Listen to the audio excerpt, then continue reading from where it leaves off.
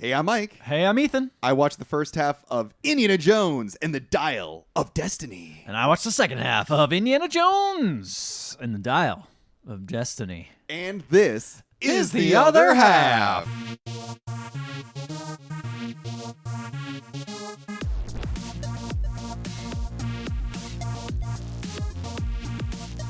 Dun dun dun dun dun dun dun dun dun dun dun dun dun. John Williams coming in here hot with your hot morning tunes as we supply the tunes. John Williams is a radio shock jock. That's my exactly. That's the world I want to live in. That's the radio. Yeah, 102.5. The conducted. I don't know. And then he has he still does like sound drops, like fart sound drops, but they're like. Boy, that was a sourdough, huh? Yeah. But it's like to the sounds of music. Let me tell you, I did the soundtrack to Ready Player One, and that was not a great hit, but that's okay. I don't know if he did do the soundtrack. He probably did. He's done most of Spielberg's movies. I watched this movie, and one of the things I wanted to shout out was like, man, whoever did the music for this did a good job of like capturing John Williams' style. And I like went on IMDb and looked it up. It was that Johnny motherfucker. It was Johnny W. He ain't gonna stop, you dude. You cannot stop him. That is a dude who just loves making music. He's gonna do it until he dies. It's like, he definitely is like woke up and looked at that quote that says, "If you love what you do, you'll never work a day in your life." That's exactly what he's doing. He loves what he's doing. I'd hope so. He's having a great old time as long as and he does it well. Yeah, he's still got it. Spielberg, he like comes back and is just like, yeah. I'd say he fucking like surpasses Spielberg because like the last Indy movie was bad. Well, I was talking about like. Fableman's was good. Well, I'm thinking more like an energy, right? Like you see the last indie movie that Spielberg put out. It was a fucking stinker. It was a bad. I mean, but he also put out West Side Story, and that movie has a lot of energy. I guess you're right. Too. There's a lot of shit that Spielberg's still doing. I do really like the West Side Story. Had a lot of good kinetic energy. He was just collecting a paycheck with his buddy George Lucas. Lucas was like, "Hey, man." Let's put aliens in this movie. He's like, who fucking cares? Fuck it, whatever. He just wants to hang out with his friends again. Yeah, that's pretty much it. But yeah, like this movie, not directed by Spielberg. It's directed by the guy that did Ford v Ferrari. Yeah, wild choice. And Logan. Logan's a good movie. So like he's not the same. I don't think it's like written by any of the people that worked on the original one, but like the fucking music in this movie is absolutely fantastic. Mm-hmm. The soundtrack is a blast. Mm-hmm. So yeah, I just wanted to say that. All right, we got the soundtrack up. The soundtrack's good. That's the soundtrack is great. Big fan of the soundtrack in this movie. Yeah, Harrison Ford is really old. He's old, but you know what? I think he's still kind of. I think he's got it in moments, but then in other moments, he clearly doesn't got it, and he clearly gave it to a stunt double that they just CGI'd his face onto. Absolutely, probably. And that's great. Yeah, big fan of that. Yeah, I forgot all those scenes that I've seen in the trailer where they put young Harrison Ford. Those are all not in my half. So yeah, they're all in my half. And one of the notes I said was. Where was it? It's like the stunts are cool because it's clearly not Harrison Ford's body. They clearly got like a younger guy to do all the stuff that Harrison Ford can't do. We can't. I'm not being ageist. We can't have people. Even movies that have stunt doubles. Some people got to make their work. Yeah. What do you? Mike hates jobs. He's canceling them all. He's against unions. He's like, I support it. Okay, what was your point of saying that then? But the point of saying that is if you again go back to the fourth Indiana Jones movie, so much of the stunts were done by Indy or done by Harrison Ford. You can really fucking tell that old man. They realize they're like, it's for the worst. Let's not. And then in this movie, it's like, wow, he's like so fast and quick and virile, and and it's like, oh well, yeah, because it's not Harrison Ford doing it. It's just Harrison Ford's creepy video game CG face on a younger man's body. Yep, it's great. Yeah. And that's even in keeping with the first three movies. Like Harrison Ford's stunt double did like most of the stunts in the second Indiana Jones movie, The Temple of Doom. Most of that fight scene that takes place in Temple of Doom is done without Harrison Ford's involvement because I think he like threw out his back during like having to like shit on set, having to throw out his back. Like Indiana Jones is bad for his health. That's all I'm gonna say. Clearly, but he keeps coming back to do it. He keeps coming back because I'm Indy, damn it. Oh my god, I'm Indy. You can't get rid of me. Yeah, clearly you can't. I want them to replace Indy with somebody else. Man, the end of this movie. I'm so curious to see how the end of this movie was setting up to be one of the best send-offs to a franchise, and then they pussied out. They really did. I will get to it. Oh, because like you know what, he's all right. Besides that last, it's not bad. Honestly, it's not bad. It's actually it's way better than the fourth one, which isn't saying much, but it is. Yeah. But yeah, no, it's not that bad. It kind of feels like it's not 100% like firing on all gears. All cylinders. Yeah. Gears are Definitely shooting not guns. fired on I was Gills. thinking of Gears of War, the franchise of the game. All the gears are firing at once with their chainsaw guns. Yeah. There's no chainsaw gun in this movie. Sadly.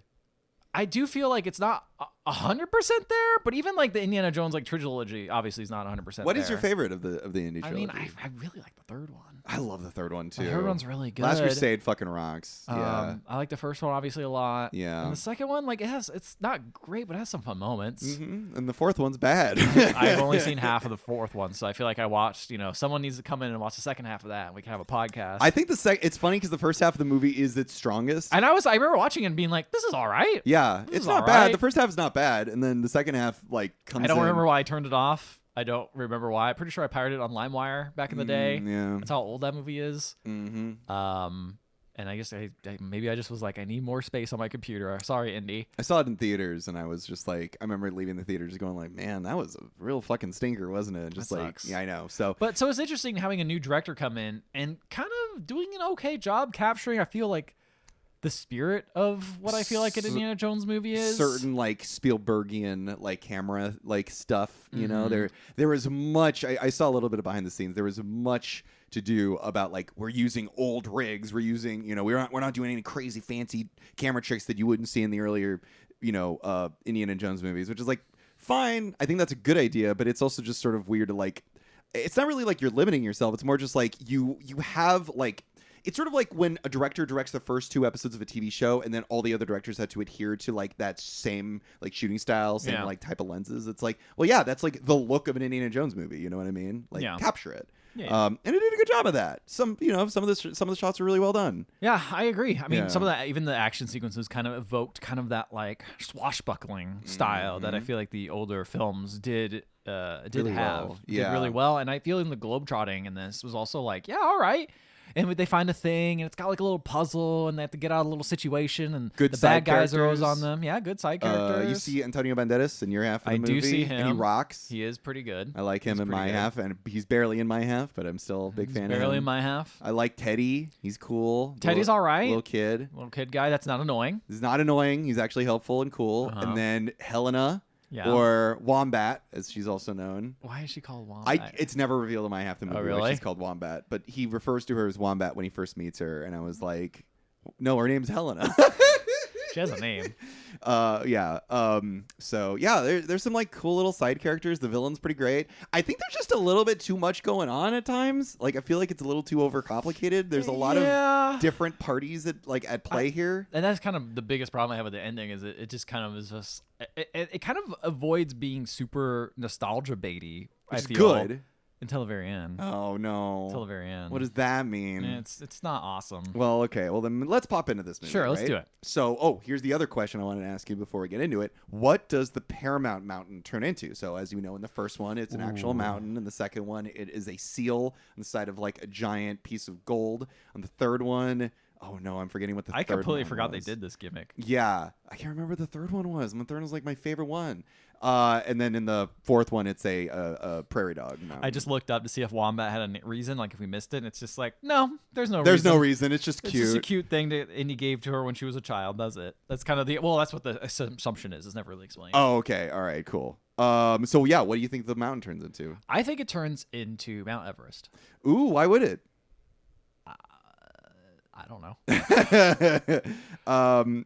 No, this is actually a trick question because there is no Paramount Mountain turning into anything.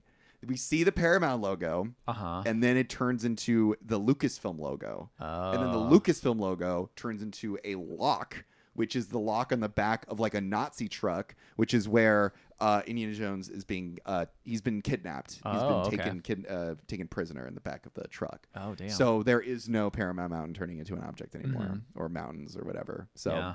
Big change. I know this is a hot take, but I respect this movie for making Nazis the bad guys. Just saying they're bad. It's honestly, smart. It was kind of a relief to just go because Mads Mikkelsen plays the villain, and I was for a second was he could be really charming. Are they going to try to make him a complicated character? Try to give him all this backstory. No, he's just bad. He's just a bad guy. He's just a bad dude. Yeah. He's actually a pretty good. I think despite not giving him a backstory, he's a pretty interesting villain. I think they give him a backstory, but not a sympathetic one. No. Which is good because like more often than not, they're like, well, yeah, but what made him a Nazi? And it's like he's a racist. We don't even know about that. End of story. Yeah, exactly. I mean, obviously, if someone thinks that Hitler was right, it's like he's fucking fucked up, man. I don't know. Fuck that guy. It's great to just see fucking my mom was mean to me. Fuck off. You're Hitler. Get out of here. Who cares? His mom should have been meaner to him. Yeah, he should have fucking kicked his teeth out.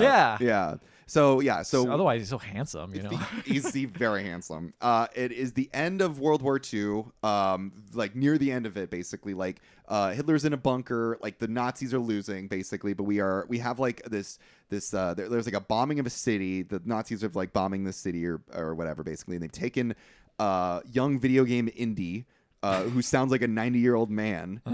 So it's still Harrison Ford voicing him, but he looks young. So it's just like, would you rather have that or the AI voice? I would rather have like a person doing an impersonation, to be completely honest. I don't want even the AI voice. I would just want someone who sounds like so young many nerds Indy. being mad about that for some reason. Fuck 'em! But yeah, I agree. I think that'd probably be the best way to do it. Because it really takes you out when you see 30-year-old, 40-year-old Indiana Jones, and then he's like, "Hey." So it was a pretty convincing effect. I feel like no, it was not convincing. Oh, it looked like a video game. But that's one of the things that takes you out of it is you see him and you're like, I know what that sounds like, and he doesn't sound like him at all. It's sort of like in Irishman when like young Robert De Niro's walking around with like an old man limp, and he tries like kicking the dude on the ground, and it's like he can barely move, and it looks like he's about to break his hip. I just thought that CVS had a funny walk.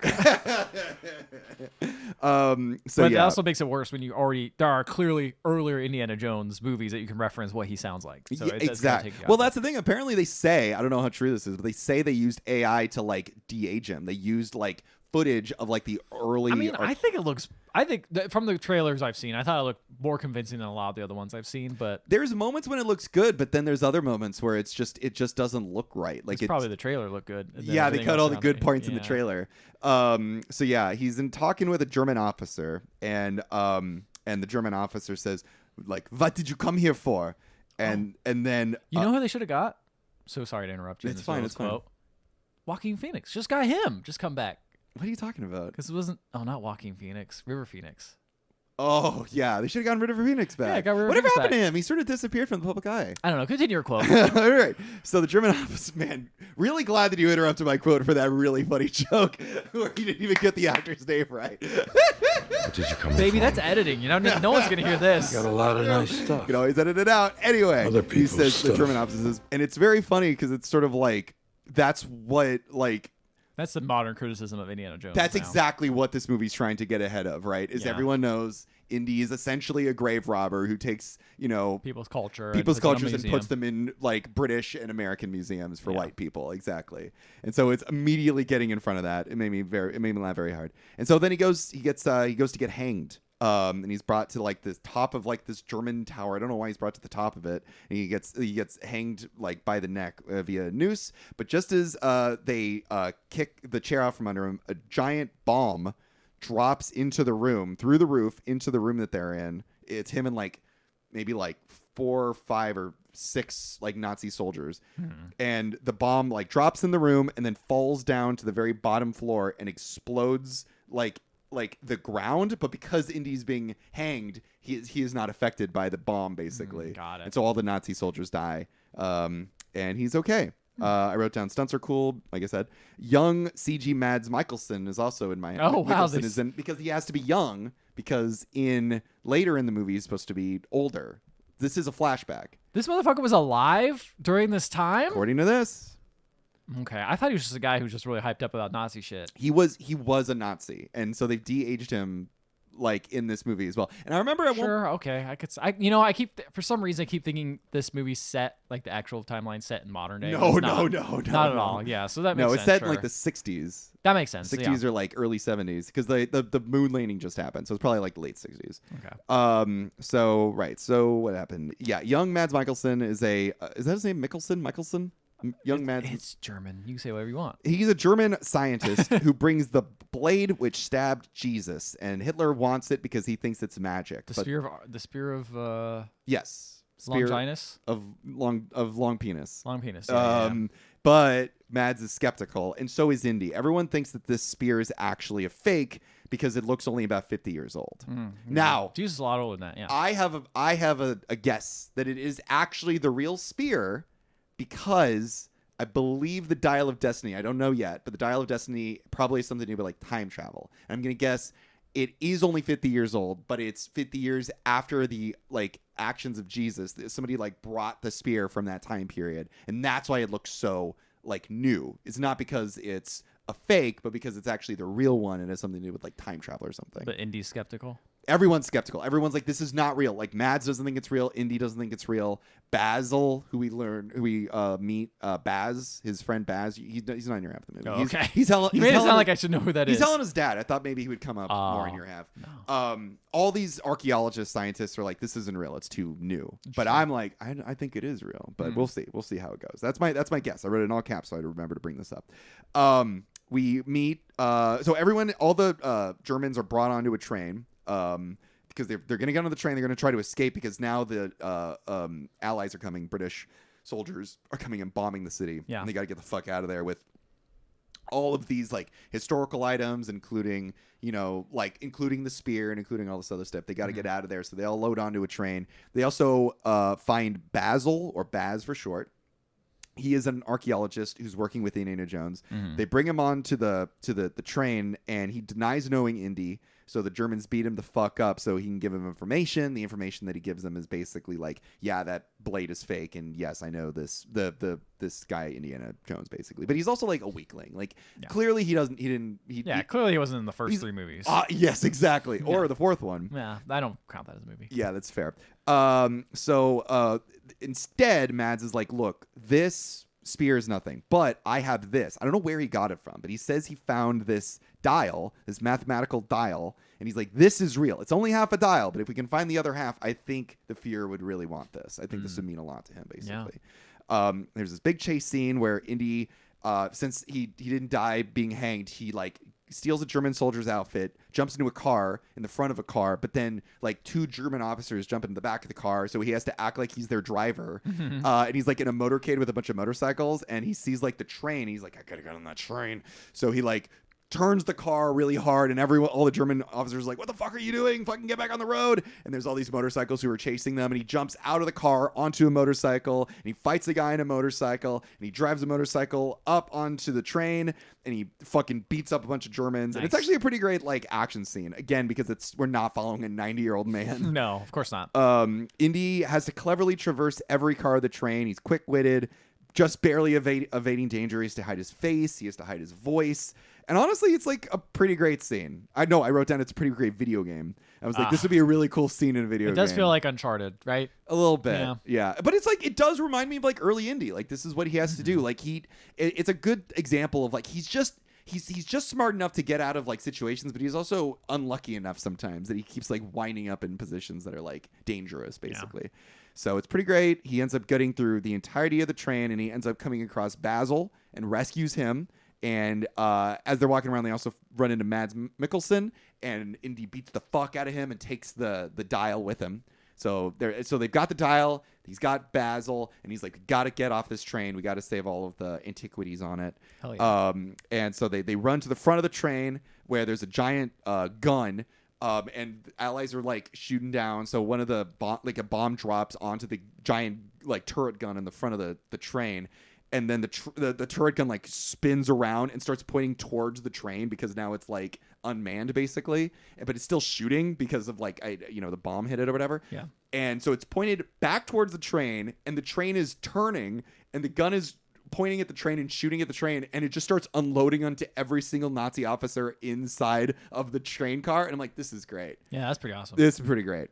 So and just then killing Nazis, man. Come on. It's such a fucking relief to see, man. That's what we need. We need a Wolfenstein movie. Yeah. We need to bring that. That's the video game adaptation I want to see. That would be pretty fucking sweet. Unleash murder. But it has to be in the style of the original Wolfenstein, where it's just a dungeon crawler like Doom. Oh God. So there's a cool part where the Nazi gets shot up. Indy has to fight a Nazi general. Basil shoots the general, and Indy kicks him off the train. And then Mads Mikkelsen, he pulls a gun on the train, and he's like, "Give me that fucking dial back." But just as he's about to like shoot Indy to get the dial back, and they're on a train, a really fast, high-powered, fast-moving train. This fucking like beam comes out of nowhere and just fucking smashes into him, and he just like flies back. And I'm like, he is demolished. Like, there is no way he survived this fucking thing. Yeah. This thing was coming so fucking quick. If he did survive, his face would be all fucking mangled. He'd be in a fucking like wheelchair. There's no fucking way this guy lived this thing. Mm-hmm. But of course he survives. Yeah, he comes back. But I'm like, is there any explanation as how he fucking survived that thing? Doesn't he come back in your half? Yeah, but like, I want an explanation as to why he looks like a normal person, not like a pile of jelly. Like, that dude should have been annihilated by this fucking thing. The speed it was going. I don't think so. No. All right, that's fine. So anyway, the train gets like bombed by the Allies. So Indy and Basil have to jump off of it. Allies arrive. Everything's great, and we flash forward. And Indy's old now, and he's cranky, and he lives alone in an apartment. And he drinks alone. And he's looking over divorce papers because remember the last movie he was married to. Oh God, what's her name? No, what's her name? Marion? Yeah. He married Marion, Marion, yeah. in the Sexy Fox. The Sexy Fox. That was probably the part that really ruined the movie, is when they swapped out human Marion for Sexy Fox Marion. This is because of Disney stuff. Yeah, that's true, because they own the Fox Marion yes, version. Exactly. Yeah, it turned Indy into a furry. Everyone was super upset about that. So yeah, he drinks alone. He's looking over divorce papers, and today it's Moon Day, and it's Moon Day. Moon Day was apparently a thing that happened. It was right after we had like landed on the moon. Oh, okay. And all of the astronauts are like on Earth now, and they're gonna have this big parade, and in celebration of the fact that we landed on the moon. We beat the communists. Yeah, we beat the commies to the moon, baby. But Indy seems very annoyed by like all of this like talk of space, and I like to think it's because he's met aliens and he didn't like them. It's never really fully established. That's funny. But in my mind, it's like I thought he'd be annoyed because it's like future shit, and he's like, we can learn from the past. I mean, maybe, and that's probably more true. But I like to think it's like I fucking know aliens. The future getting away with it. Yeah, future getting away from him. Like he's no longer relevant anymore. It's true. People are looking to the stars, not in the dirt anymore. It's true, and he's teaching his class, and none of the students care. They're too busy. They want to go to the Moon Day parade. They're barely paying attention to him, and so he's like, I got to learn about Archimedes. It's going to be on the test. But there's one person. How good is my Harrison Ford impression? By the way, pretty great. Thank you. Pretty great. Thank you very much. 7 out of 10. Thank you very much. That's not bad. That's from IGN. 7 out of 10. Yeah, exactly. It's an IGN review. Yeah. But there's one person in his class who does care about Archimedes, and we later learn that it's Helena. So she knows all about Archimedes. So and she's actually going to college, or she's just there to. She's just there. To meet up with Indiana Jones. And they mentioned that Archimedes was a mathematician, but he also made weapons. I'm sure this is going to come into play later, where he could harness the power of the sun to create laser beams, and he created like defense forces where like I don't know, things would fucking fly at you or something. Sure. Shit comes up. Probably. I'm assuming shit that comes in play in the second half of the movie. Yeah. So yeah, Indy is retiring. There's a big party, but he doesn't care about it. He just ends up fucking day drinking in an empty bar.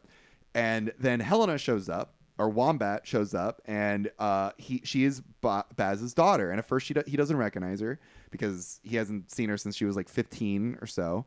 But then she's like, no, I'm looking for the dial. Like I'm trying to find the dial. It's something that my dad always cared about. And I let you know Archimedes has not yet been in the Assassin's Creed franchise. Really? He's been mentioned, but nothing else. Well, he hasn't been. I want to see him pop out. There's way more franchises. There's way more Assassin's Creed on the way. Yeah, so, exactly. They still haven't mined all of history's wells yet. That's right. Wasn't like Ben Franklin in one of them? Yeah, he was in the third one, I believe. Yeah, they had everyone, man. You could. How great was that movie?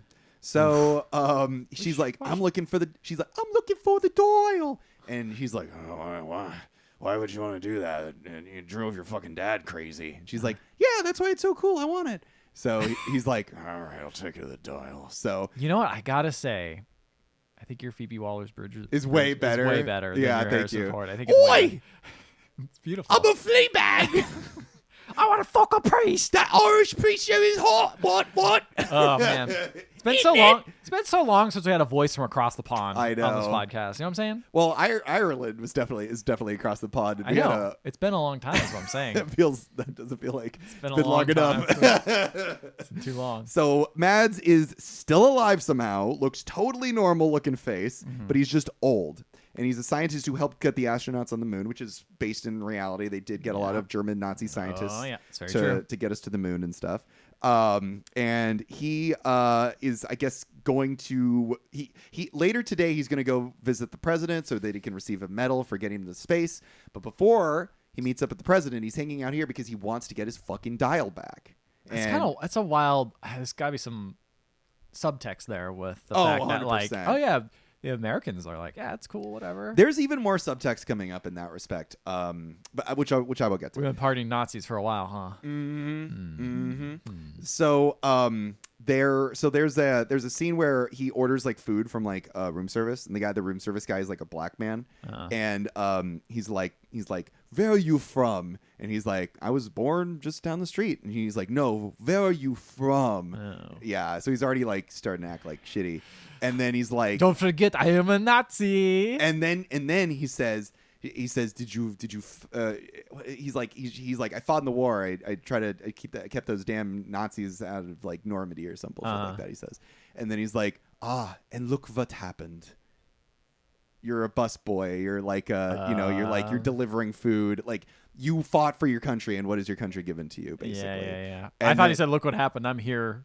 You're serving me again, kind of. And then he even says and then he even says this pretty great line. Like, it's not a line I like, but it's a line that I think sums up his character, where he's like, "You didn't win. Hitler lost. There's a difference." And I'm like, that sums his character up so fucking perfect. It really does. I'm like, this is good writing. This is good writing for this character, where it's like, I am not a good guy. Yeah.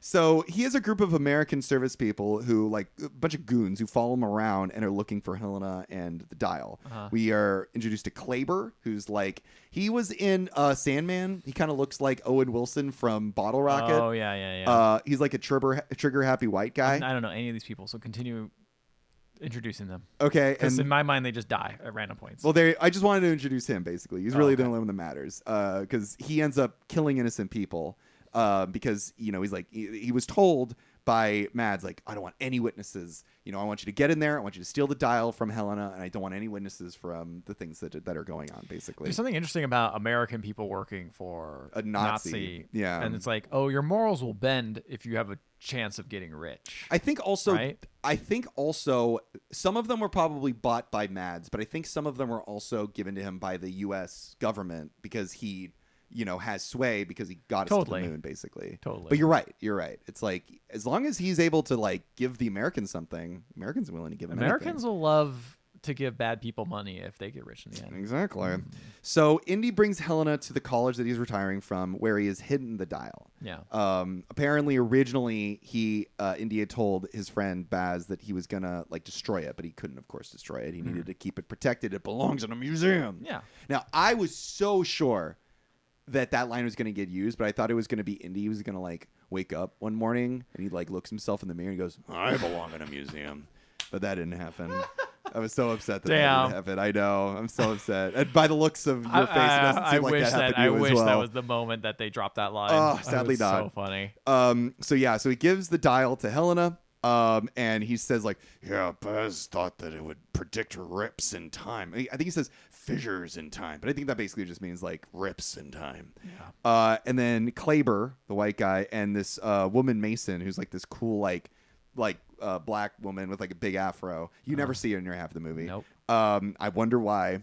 They show up and they chase Helena and they sort of like push Indy out of the way, and they're gonna like kidnap him basically. And Helena takes the dial, leaving Indy all alone, basically like double crossing Indy. Basically, up until now, there was like a nice sort of like companionship between the two, but now it's clear that like Helena was working on her own, basically to try to get the dial into her possession. Question. So go ahead. Indy has half of the dial, right? Yes. And they don't know where the other half. They don't know where the other half is. No. Do they find it in your half?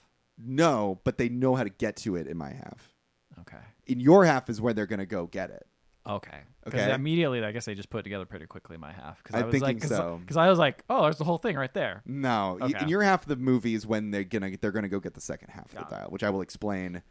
Do you have any other questions? Nope, that's it. Just want to make sure I was following along. Helena is chased through the Moonday Parade. Indy is taken hostage by the American agents, just like he was as the Nazis, where like they put a bag over his head. They put him in the back of a truck. Yeah, I'm liking where those movies going. It's with kind of exactly the same way. Their vibes. Mhm. It's interesting. But he ends up escaping through the parade as well and jumping on a police horse. This was in the trailer, and he rides through a subway station with a very CG-looking face. Yeah. And he ends up getting away. Mads, who was eventually he was, like I said, he was gonna go to the president and receive the medal, but he hears that the dial was taken and not retrieved by his goons, and he also learns that Indiana Jones was part of it, and he's like, oh shit, the guy that took the dial from me all those years ago, now it's personal.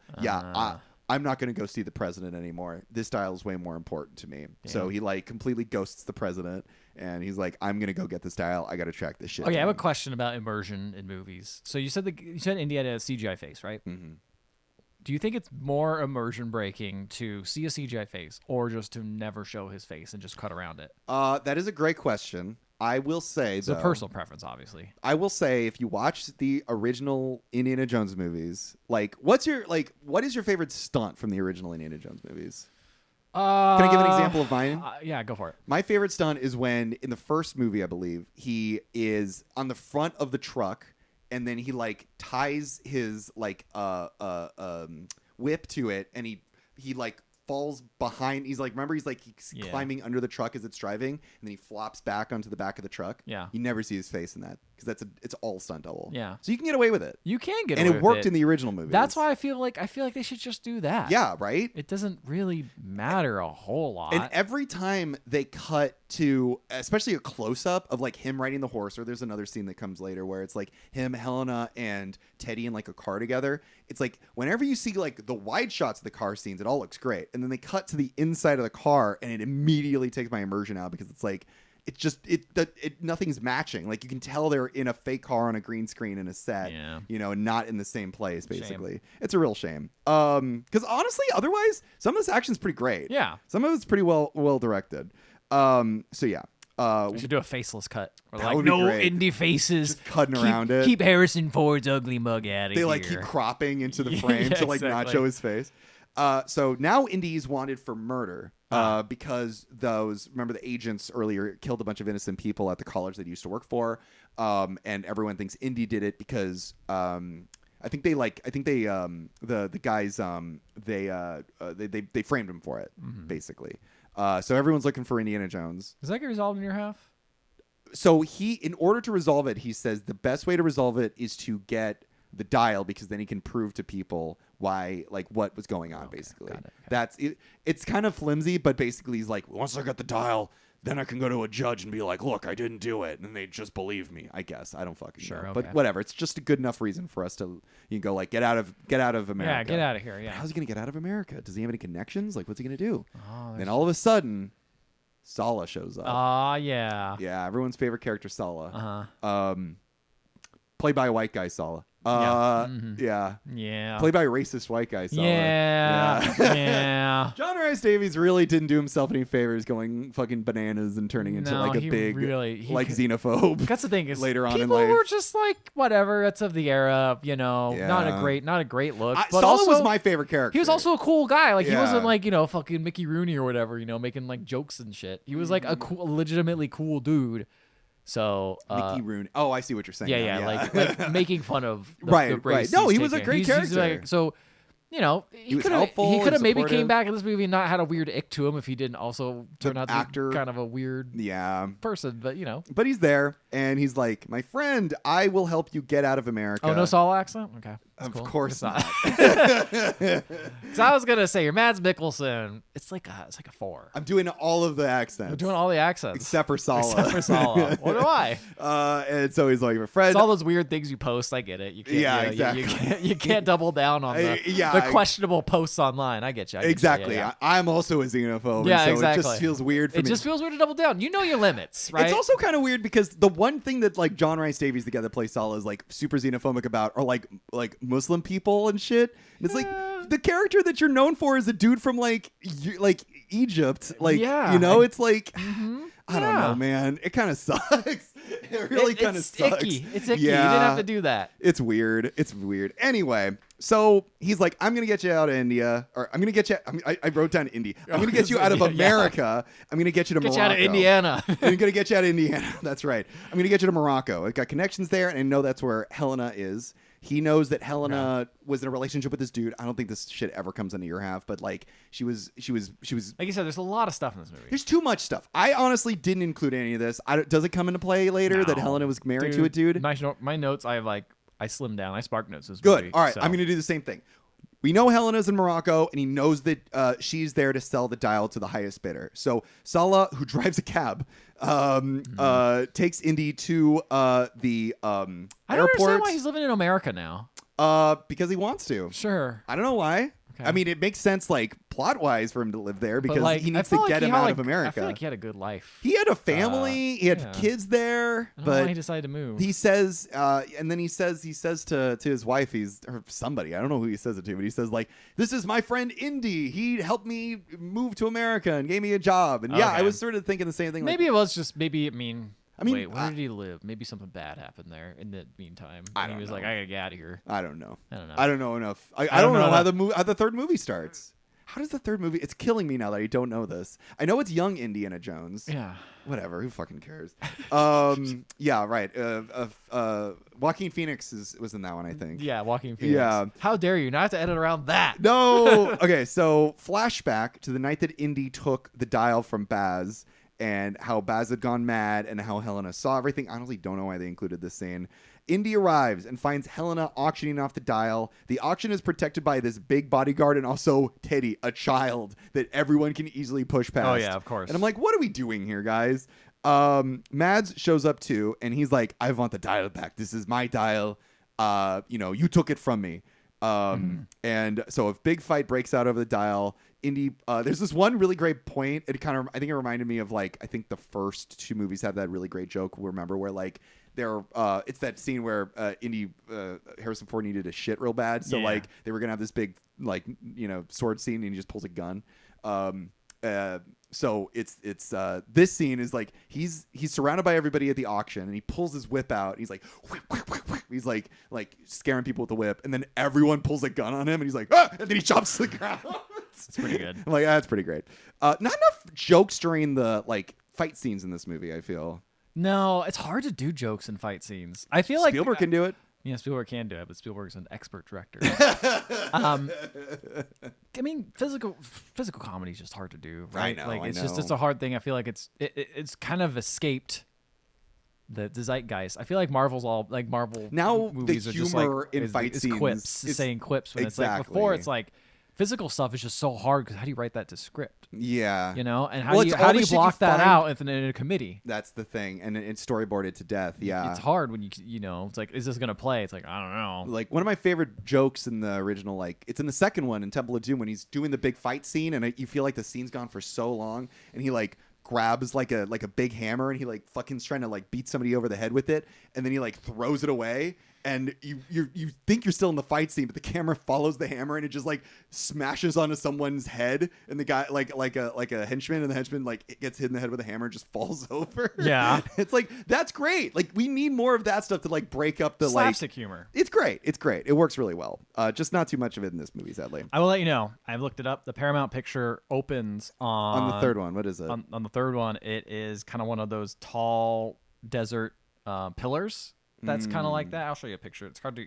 I guess I'm trying to. It sounded easier to explain, but it's that section. Oh, that thing because they're in the desert. That's right. They're in like Arizona or something. Yeah, that's right. So it opens up there. Oh, that's kind of funny because that's where Spielberg grew up. Remember, he was originally like an Arizona kid, and then he moved to California. Anyway, interesting stuff. So anyway, Mads shows up. There's a big fight. The dial keeps trading hands, but eventually Mads is the one that actually gets the dial, and he gets in a car and drives off. Helena's ex-boyfriend shows up. He runs the bar that she was auctioning the dial off in. He threatens to kill her. So now we have a chase scene where you have Teddy and Helena who are trying to get the dial so that they can sell it off, as well as trying to evade her exes. You have Indy, who just wants to get the dial, but is along for the ride with them because he's also trying to get the dial, but he's also trying to stay away from her ex. And then we also have Mads in a car trying to evade them as well. It's like an absolute fucking clusterfuck of a chase scene. Some of it works pretty well, though, I will say. Okay. So yeah, there's this big chase scene, blah, blah, blah. There's some shots that are cool, but every blue screen shot inside the cars looks bad. Almost feels like two scenes happening at once. They nearly get the dial back at one point, climbing onto the car in motion, but they have to jump off and because they have to be safe, and they end up losing Mads. And Mads and his crew are caught by local police and are flown back to the U.S. by military extraction. And he's like, no, we need to do. I'm evil. I need to do evil things. And everyone he's working with, well, not everyone. Mason, the like cool like black henchman lady, she's like, no, dude. Like, you ghosted the president. You people died. You blew up a fucking like parade, like Moon Day parade. You cannot get away with the shit that you're doing. Obviously, the president's not going to be in your corner anymore. You've done too much bad shit. And he's like, all right. Well, evil henchman that kind of looks like Owen Wilson, fucking murder everyone. And he's like, okay. So everyone in the plane dies, including Mason and the pilots. Oh, wow. And he's like, okay, now we're going to take over the plane and we're going to drive to where, because they have the dial, but they also have a bunch of papers that Helena's dad wrote up that gives a approximate location as to where the second half of it is, basically. But in order to figure it out, they have to decode it, which I don't think they know how to decode it yet. Okay. So that's sort of where things are. We got back to Indy and Helena, and Helena's like, hey, don't worry. I know where we're going. I remember all the important parts of his journals. I have a photographic memory, and I know one of the two codes. There's the Polybius code, which she knows by heart, but then there's also the linear B code, which she doesn't know. Sure. So this is all stuff that I'm assuming, again, comes up in play It later. does. Indy knows a guy. They can get them where they need to go. Antonio Banderas, his name is Rennie for short. He's an just his regular. Isn't that probably his regular name? Yeah, that's his character name.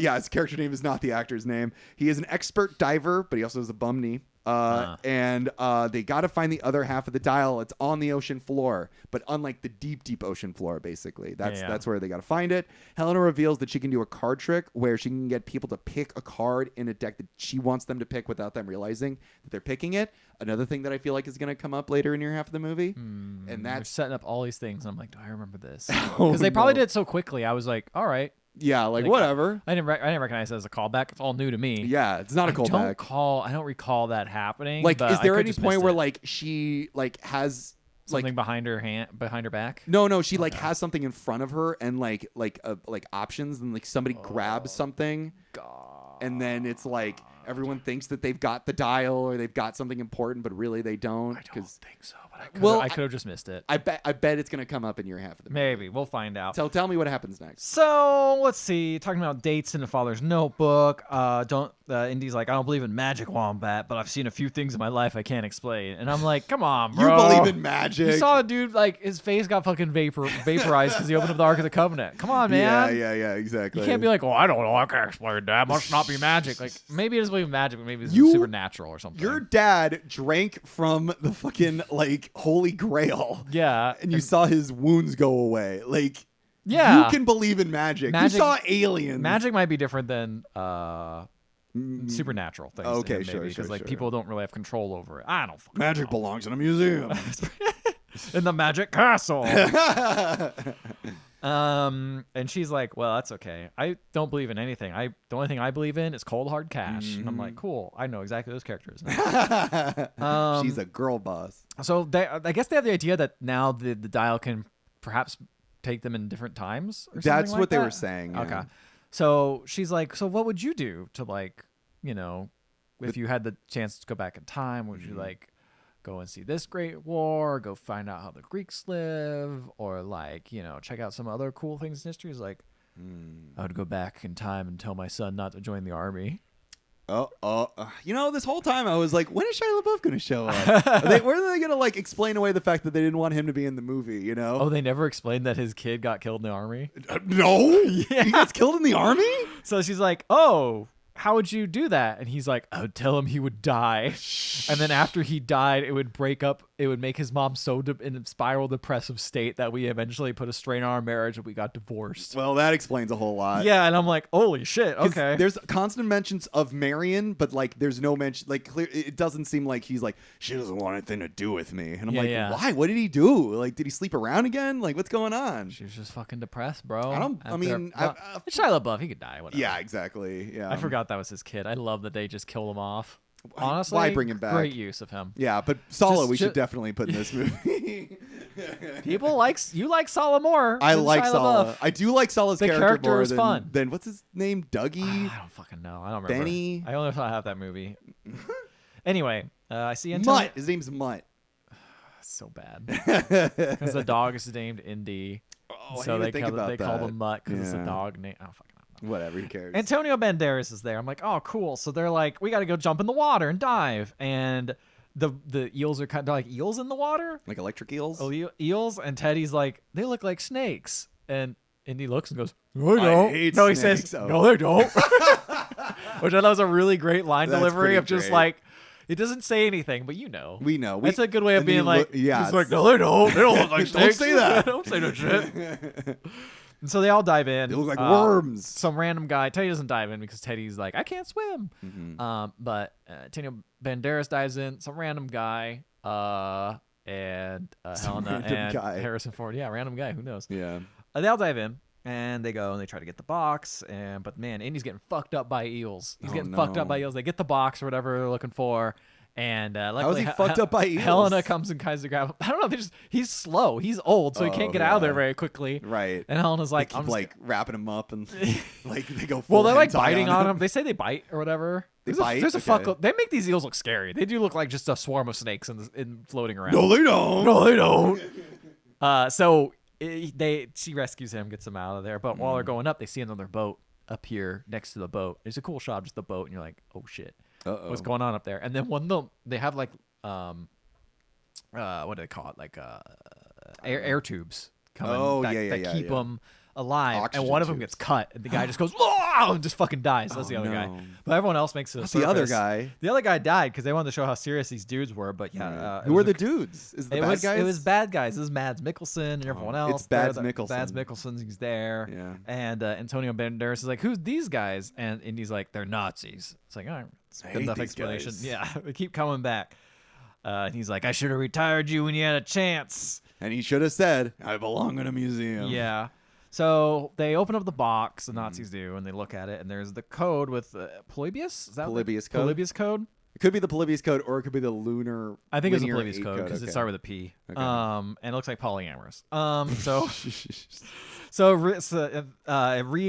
She's like, all right, Indy, it sounds like you could read this. I can't read it, Mads Mikkelsen says, so you can read it. He's like, no. And he's like, all right. And then he just fucking shoots Antonio Banderas. No! And Antonio Banderas is like, don't tell him anything. And then he just fucking dies. Oh, man. That's sad. I know. And then, damn, man. And then Helena's like, I could read it. And Indy's like, don't do it. She's like, I could do it. How much would you pay me? I want $100,000. And then they just give her a bunch of fucking diamonds. Damn, they actually gave her money? Yeah. Because wow. that's the thing is he was like, they're not going to pay you. And they immediately give her diamonds. And we already knew cold hard cash is all she cares about. Exactly. So, of course, she's going to do it. Exactly. Yeah. So she starts reading and, reading it out loud. And there's all these MacGuffins and all this stuff, all these clues and things. And they basically are like, oh. Drink more Ovaltine. No. They find out the tomb of Archimedes is where the other half of the dial is. He said he buried it there. And she's giving clues, but during this time, she pulls out what I thought was a flare, but it's a stick of dynamite out of her back pocket. And she's, kind of being a little flirty and like grabs the cigarette from Mads Mikkelsen and then puts it behind her back in front of Indy. Mm-hmm. And then Indy like helps and like puts the two together and lights the dynamite right as she gave her all the information. And throws Smoking it. kills. Exactly. And then, so she finishes the riddle. They blow up the boat, and luckily Teddy, Indy, and Helena were able to get off the boat and steal the boat that was just stolen. Right. Or I guess arrived. They took that boat and drove off. Do they have anything with them? Yes, they took because Helena had the Jesus. I know I punched my mic. Had the that was like an Indiana Jones punch just now. A fucking microphone technology. I hate this shit. This mic looks like a snake. No, it doesn't. She has the thing with her, the tablet or whatever. Okay. So they the dial. no, they have the tablet with the tablet they got out of the box. Okay. I assume they have the dial. The thing is, I don't see the dial like almost the whole time. Okay. So I it didn't does know they look had like a half of decoder it. ring. Yeah, maybe I thought it was a decoder ring for a second. Yeah. Anyway, so they drive off, and the ship is blown up. So Mads Mikkelsen, of course, cannot immediately chase after them, but they're like, we're gonna find them. And she's so excited. She is so hyped. She's like, oh, he did it. Oh, his dad says dynamite. Ah ha ha. And Indiana Jones is like, my friend just died. Why are you so happy? And I'm like, they did a really good job making Indy fucking sad. He is so sad. Like, he is a constant. He's the kind of dude that wakes up and pours whiskey into his coffee. Absolutely. Yeah. Like that happens in the movie. Yeah. It does? That's the way the movie opens. Pretty dope. He wakes up in his shitty apartment and pours whiskey in his coffee, and he's like, "Oh, time to start the day." I guess. Yeah. So they figure out, like, listen, the tomb is not actually in Alexandria where they thought it was. It's in what's called the cave of the Ear of Dionysus, I believe, which is like a specific cave in that kind of Italian area. So they have to go to Italy.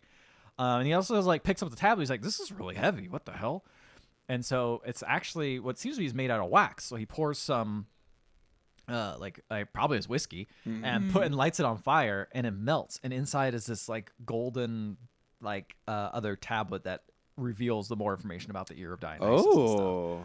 And stuff. But she wants to sell it. She's like, I know someone. This is pure gold. I want to sell this. And he's like, no. It belongs in a museum. It belongs in a goddamn museum. And her and Teddy are like, man, he's never going to fucking sell anything. He's never going to let us sell anything. This sucks. Because I guess that's the whole reason they wanted to tag along is because they wanted to make some money. Yes. So off to Italy they go.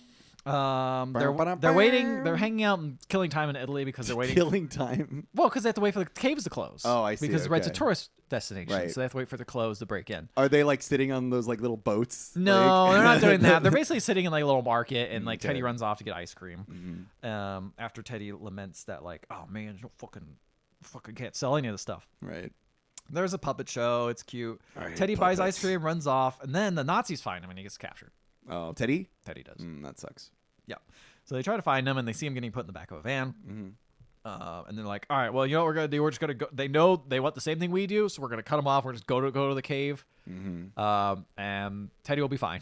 Got it. Gotta And cut him off at the pass. We're going to cut him off the pass. So they go to the cave, because the Nazis also don't quite know it's the Ear of Dionysus. So they eventually figure it out, though, I believe. How? I don't really know. I don't really know. But anyway, they go. But I think they're You sound so sad that you don't know this. I didn't information. remember. Could be the movie to express They might have it. just not explained it, or it might have been a second. The thing is they're really in dealing so much jargon and old names, and they're all like, this leads to this. And it's just Right. am I gonna write all this down, or am I gonna get the beats? I'm gonna Yeah, get the beats. yeah, I'm yeah, not gonna write every little detail. Be like, I'm gonna explain every little logical step in this. It's no one wants to hear that. No, nobody wants to hear that. So anyway, what's the next logical step that happens in the movie? Helena and Indy arrive at the Ear of Dionysus, and they go and they make noise to try to see where the loudest echo is, and they figure it out, and they start climbing it, and he just starts complaining about having what the fuck am I doing up here 40 feet in the air with my shitty shoulders and bad back, and he's like, I was shot 9 times, once by my dad. You're half my age, Helena. Please be nice to me. Help me. Yeah.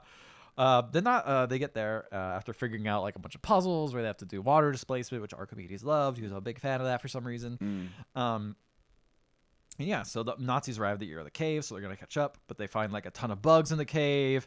They do the water displacement thing. It drains into a secret cave. And I was wondering, because there's that whole thing about the first movie, nothing would have happened if Indy just let it be. Just let it be. Yeah. It would have all ended up kind of the same. Because the Nazis would have opened it up anyway. Yeah, and, I was wondering if that would be the same case, but they are solving the puzzles to kind of let them in. So it's just like the it's third more- one. Exactly. Yeah. It's more like the third one. Yeah. So the kid tries to escape the Nazis. It doesn't work. They catch him again, so he gets handcuffed to one of them. Eventually, he pickpockets the dude he's handcuffed to and eats his keys. Whoa. And then they they fight a little bit, and they fall into the water. And How's the set looking? It's good. Yeah? It's a good cave. I like the cave a lot. Good cave? Good cave. 10 out of 10 cave. 9 out of 10. Oh, okay. All right. Not enough bats. They fall in the water and they struggle a little bit. And Teddy unlocks his part of the handcuff and locks the dude underwater. Nice. Into like a I don't know, some steel like stuff that's there. Right. Or whatever. And he dies. And yeah, basically implies he Hell dies. And yeah. Teddy just swims off. He's like, I'm trying to learn to swim because he learned that he's like push in and out, which I think is what Antonio Banderas taught him to do. Aww. But he literally just told him that, and he's like, I guess I'll try it. And it worked. Sink or swim, right? So then they find Archimedes' tomb, and they look at his tomb, and it's like weird because he sees that there's a phoenix on the side, or she does, and it's like, this phoenix looks weird. And he's like, it's just a fucking normal phoenix. And she's like, It's no, just a bird. It has propellers on it. It's like, what? Propellers? They look, it's got propellers on it. They look at they look at Archimedes' body, like his skeleton. Yeah. And there's a watch on there, like a normal watch. What the fuck? And they're like, wait, what the fuck? So like, hold on. Hold on a second. Wait here. a second. Wait one freaking second. Let's here. slow things down a bit. Clocks weren't even invented for like 1,000 years, let alone watches. What's happening? CinemaSin. CinemaSin. That's exactly it. But they find it. They find the other piece of the dial. They put it together, and they're like, "This is great." Clearly, it works because there's a fucking watch on this old man's corpse. Yeah. And the Nazis find him, unfortunately. Mm-hmm. And he pulls a gun on Helena, and he's like, "Your wife is dead. Your son is dead. What? I don't know. What? Do you want to lose a godchild as well?" His wife is dead? Or his wife is gone. Excuse me. Okay. I killed her Yeah. off camera. Yeah, I killed her off camera. Yeah. Just for fun. Yeah, because I'm evil. Yeah.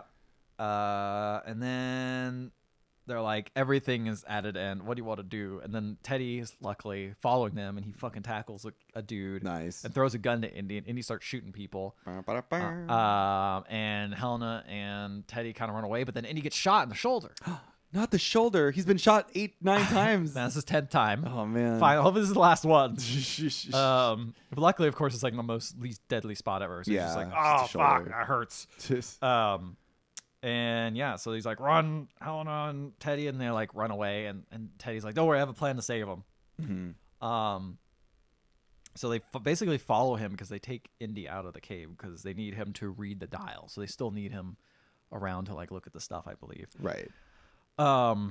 And Mads is like, they take him basically to an airport because they want to get to what was you're talking about, the fissures or whatever in the sky. And this is basically going to lead into one of those fissures. Right.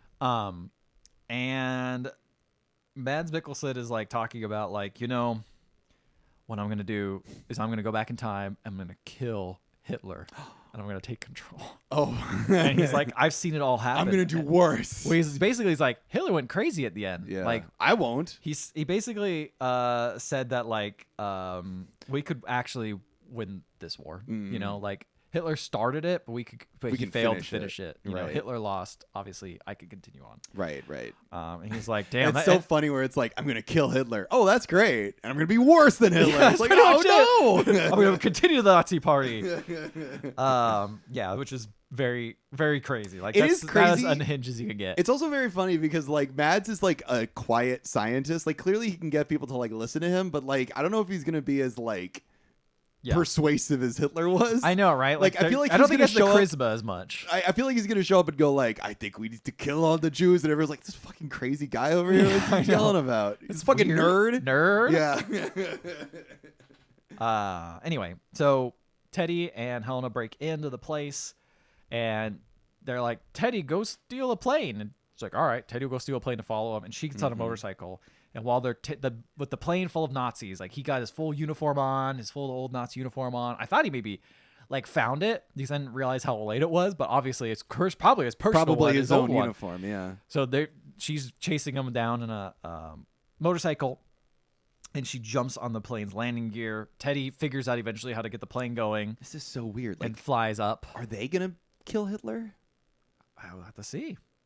They should probably kill Hitler. But if they don't kill Hitler, I don't know. that's so weird. So Teddy is flying behind them. They go up in the air, and then we find that there's a dude. It's set up. There's a dude sleeping in the same aircraft as Teddy, and he's now just waking up. Which I was like, oh shit, this guy's like probably a Nazi, but like it's just an airport, so it's just a guy sleeping. Yeah. Which is the funny. Can you imagine waking up and being like, what the fuck? And then seeing a child flying the plane? Yes. Yeah. And then so like it's kind of interesting what Indy does here is they're looking and they can't fully get the numbers right because they're like, oh, Indy keeps throwing doubt and being like, this, you might not have your numbers accurate for going into the rift because the thing is, Archimedes didn't know about continental drift. So it could be 10 degrees off or somewhat degrees off. That could send us anywhere. Right. Are you sure you want to do this? And he's like, I'm going to do it. And they keep getting closer and closer. And then the very last minute, he's a fucking coward. Fucking coward. And Mads Mikkelsen's like, no, take us out of here. But it's too late. They're too close to the rift. The rift, and they get sucked in. And Teddy goes behind them. And this fucking pilot is there, and he's just like, "What are you doing, kid?" He's like speaking in Italian. He's like, "Ah!" trying to fix it because I think it's a good way of doing it because after they get out of the rift, like they lose control of the plane and goes like a nosedive basically. Right. And it's a funny way to have an actual pilot there, like a normal guy. It's like too unrealistic to have like Teddy, this kid who's never flown a plane before, navigate. Like it's already a stretch to be like he's taking off and flying. Right. To now have this guy being like, "Ah!" So they get there and they enter and they see it's Italy. You know, it's exactly where they wanted to be. Mm-hmm. But then they notice the boats, and the boats are ancient boats. Then there's trebuchets, and they have gone back in time. Went way too far back in time to 214 BC. Oh no. 214 BC. Gotta get back in time. It's Sicily, yeah. They think that's it, but it's Roman Termini shooting at each other or shooting at the Greeks, I believe. And Archimedes is there. Who's playing him? I did not look it up. Oh, okay. It didn't seem like anyone I recognized, but maybe it was someone cool. But he didn't have a lot of lines. He didn't even speak in English. So. It would be like Steven Spielberg as Archimedes. So funny. No. He sees what's up there, and he looks. He sees these like planes, and everyone like starts freaking out because like, what the fuck are dragons? Because there's these two planes coming up. Right. Oh. I just put something together. Yeah. The watch on Archimedes is Indiana Jones's watch. You're close. Which is his dad's watch. Oh, interesting. No. Okay. But it is very interesting though that yeah. He's like looking. He's like, oh shit, and he's like interested in his like I guess apprentices are like, there's fucking dragons out there. We gotta get to hide. And he's like, no, I'm interested in this. Yeah, goes let's learn more about this. What about the fucking dragons? I don't know about this. But the Nazis start opening doors. They start shooting at the boats. Jesus Christ. It's just really funny. It's just like dumb shit Nazis would do. Yep. And some dude gets impaled by like a old school spear. And it's really funny because everyone's kind of like scared, but Indy's like interested in the spear. It's like, oh, look how old the spear is. It's amazing. It's like we're seeing history in front of our eyes. And Helena appears and drops a bunch of Nazis basically into the water by like pulling the I guess the bombing hatch or something like parachute hatch. Opening up the bottom, yeah, and a bunch of dudes fall out. And you know, but she almost falls, but Indy jumps in action and saves her. He seems like his shoulder's not bothering him too much anymore. Well, you know. But also adrenaline, I guess. Yeah, exactly. But he's in a new, he went back in time. That was before he got shot. That's true. You're right. But then a big rock came and hit one of the engines in the plane. No. And now the plane's going to start heading down. Oh, no. And it's funny because the guy, Teddy over here is just flying, having a good time with his new Italian pilot. New Italian pilot They're just friend. driving around, maybe because the other people on the ground like see them as a threat. Right. And, you know, like a white orc in the Hobbit movies, there's one Roman guy who's like, oh, I want to kill this fucking dragon. I want to take it down. Looks like dragon's back on the menu, boys. Pretty much it. And so the plane is about How does to this go. all look, by the way? It's pretty good. Yeah? Pretty solid. That's cool. Indy and Helena, Indy finds a backpack, and Mads Mikkelsen tries to steal it, but Helena shoots him. Oh, in the face? No, like in the sides. He's still alive. No. And they jump. Helena and Indy both jump out. They parachute out. Mm-hmm. The plane just lands and blows up, and fucking everyone in it's dead. Sweet. Archimedes like pops up. It's like, oh, check this shit out. And they're looking at the plane, and he's like, oh shit, there's a dead. They have like honestly, what's surprising about this movie too is a lot of blood. Yeah, Like this dude got fucking shot and there's like blood spewed out everywhere. And I was like, wow, it was really quick. But did it come out of him or did it just like land somewhere? No, come out of the guy. Came out of the guy. Because I remember there being some blood in the original Indy movies. Yeah. But yeah, it was pretty limited. It was very quick. It wasn't like overly. Or like there's graphic that or great anything. scene where the guy gets like chopped up by the propellers, Yeah, and we don't see blood coming from him, but we see blood go everywhere else. Yeah, which is enough. Yeah. Anyway, so this guy, you see Mads Mikkelsen's body, and he's fucking his face is like all burnt up and shit. Sweet, but pretty cool. Archimedes goes up. It is like, oh well, watch. And he it takes steals his that watch. There we go. Okay. So there you go. You're close. I was close. You're close. Yeah. So Helena is like, Indy, we got to figure out how to get out of here. You see Teddy's landing. He's gonna try to land the plane, and we're gonna get out of here. We're gonna go back through the rift. And he's like, no, I'm gonna stay here. I want you to take this fucking piece of paper and get out of here. And she's like, no, we can't. You've been shot, dude. You're gonna get killed by like they're gonna put leeches on you, or whatever weird medicine they have back then. Yeah, it's not good. And he's like, I don't care. I'm already history. He's like, I'm history. All I want to do is like see this time period. Like we're witnessing history in front of our eyes. This is something every archaeologist's This is all dream. I've studied. Yeah, this is all I've looked up. This is all I want to do. And fucking Archimedes appears with his apprentices right before the Roman guy almost kills them. Right. And they shoot him. Mm-hmm. And they actually are able to like speak to him, and I believe Greek. I could be wrong. Maybe Latin. I don't know what language. I don't know. Doesn't matter. I don't know. But they like communicate with him, and he's like, I'm from the future. And Archimedes is like, whoa, that's crazy. Bro, that's crazy, dude. We've come 2,000 years from the future. We didn't expect to meet the great Archimedes. He's just like, whoa. I'm great. And then they realize that like, oh wait, he also has his own dial of destiny with him. Within us. No, it's literally in our they hearts. literally have a version of it. And the thing is it's not a time travel device. What is it? He's basically a way for him to send help for the future to help them stop the war that's coming that's going to wipe them all out. So it only goes to this time. It doesn't go to any other time. That's clever. Which is very funny. That's I like that. The time rips exist, but only for this one time, which I think is very funny. I like that. So it's just literally one way ticket, and then you can go back, I guess. Right. That's pretty cool. I like that reveal. Yeah, that was a good fun reveal. So which also is sort of a funny thing that works with the idea of like the first movie where like, yeah, if everything worked out for the Nazis the way they wanted it to, nothing would have changed. Like they couldn't actually like do anything, Exactly. So in the end it didn't work out. Yeah. So yeah, he's basically like, you're always going to come to me, is what he said. And they're like, what the fuck? And then Helena's like, just get on the fucking plane. He's like, no, I want to stay here. I'll be all right. Don't worry about it. I honestly like that. I want him to stay in this time period, which I know is not what ends up happening. He's like, I need to. You can see it in his face. He's like, I need to do this. And then she fucking knocks him out.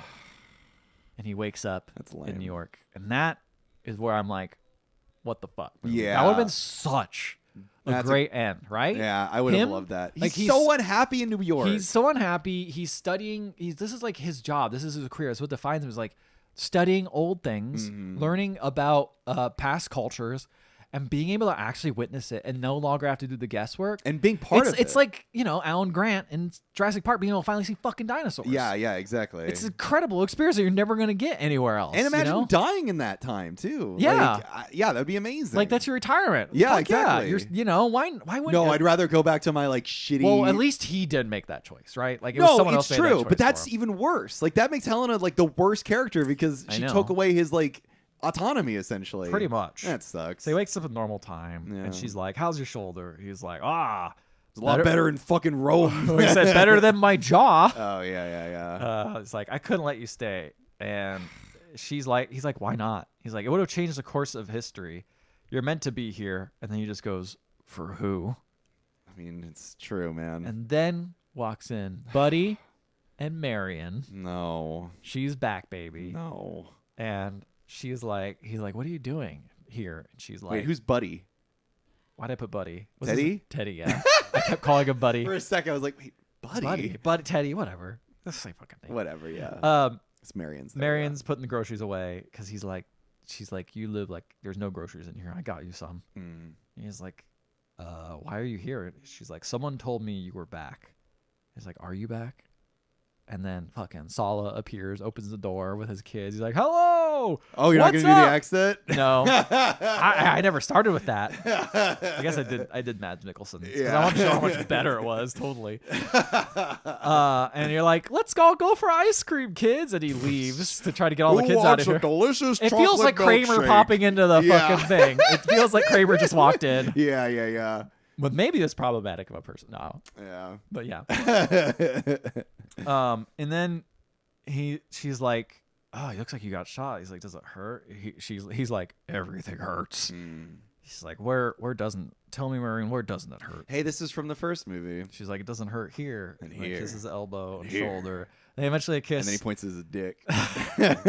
They eventually smooch on the face, and then the camera pans out to see Sala and, Helena going out in the streets of what I assume is New York. I'm hurt too. I'm hurt here, and I'm hurt here. Oh no. And then you see Indy's hat on the laundry line, and then it focuses in on it, and then he grabs it one last time, and that's the end of the movie. Indy grabs it one last time. She likes banging with the hat on, Marion. I love that idea. I didn't even think about that. Mary's like, put the hat on. Indy, there's one thing missing from our old flings. What if she's just here for a one night stand, then she the bails? She bails afterwards. Yeah, Get the whip. exactly. Get the whip. That's pretty cute. I don't like that ending though. It's too cheesy. It's it just stupid. feels. Also, the fact that I didn't know Saul was in this movie before, like at least he was established in her half. Yeah. But like, it was just like new character walks in. Yeah. Remember Marion? Remember Sala? This is the second movie that ends with Indy and Marion together. Like the last movie was the same way. Oh really?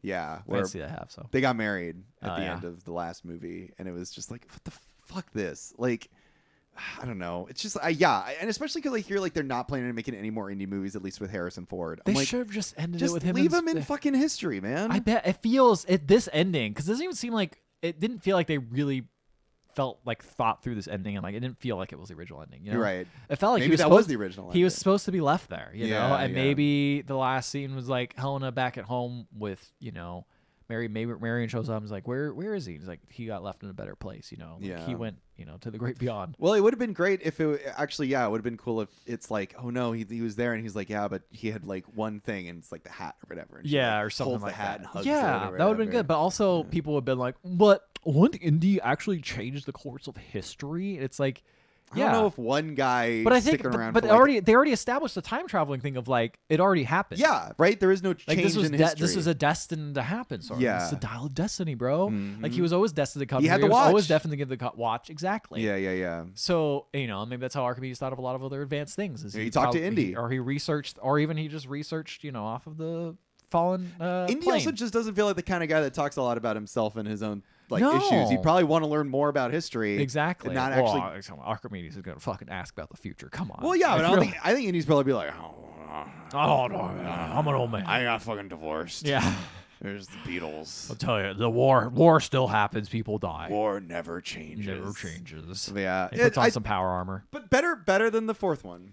Yeah, I mean, as much as the ending kind of soured the movie for me, I know a lot of people, the last, I've read a study that like if most people if the last part of the movie's bad, they will hate the whole movie. Oh, I see what you're saying. Yeah. And I'm not gonna let that get to me. Okay. Because it was not great. No. It wasn't awful, but it was No. not great. No. And that you just see a better movie there with a better fitting end to a character. Yeah. That's probably the last time we're gonna see him on screen. I hope so. That's not CGI.